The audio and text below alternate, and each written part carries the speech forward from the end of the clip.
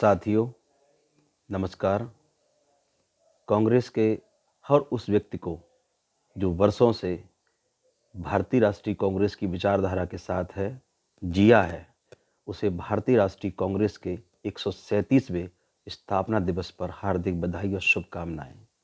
बधाई इस बात की कि आपने उस समय को भी जिया है, देखा है, जब कांग्रेस ने इस देश का नेतृत्व किया।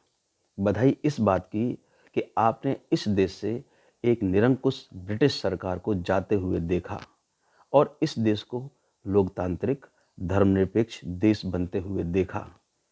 वो आप ही हैं जिन्होंने इस देश को अंधेरे से उजाले की ओर जाते हुए देखा है।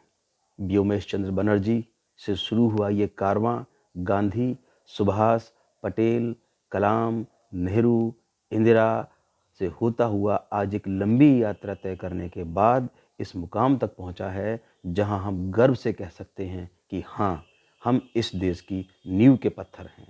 हम सत्ताग्रही नहीं, किंतु सत्ता को उन हाथों में सौंपने के प्रयासरत रहे जिनमें भारत सुरक्षित रहे।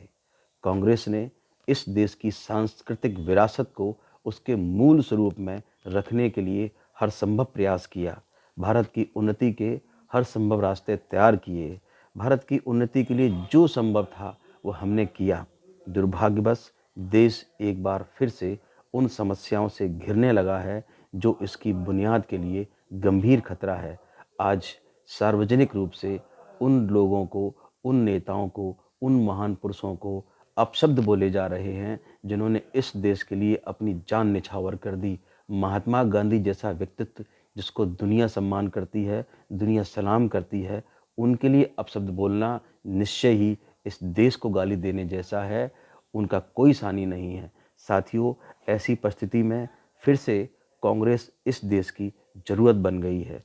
प्रत्येक कांग्रेसी भाई साथी को फिर से निराश न होते हुए कमर कस लेनी चाहिए कि अब हमें लोक देश बचाना है, अब हमें संविधान बचाना है, अब हमें लोकतंत्र बचाना है। चुनौतियां कठिन हैं, अपने ही भटक गए हैं और हमें अपनों को ही रास्ते पर लाना है।